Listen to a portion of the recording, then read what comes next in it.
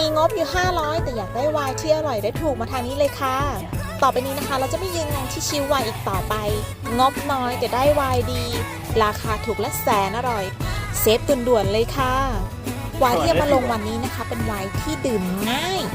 ใครที่หัดดื่มไวน์นะคะก็สามารถถอยมาได้ค่ะราคาไม่แพงเลยหวังว่าทุกคนจะมีความสุขกับคลิปนี้นะคะขอบคุณค่ะ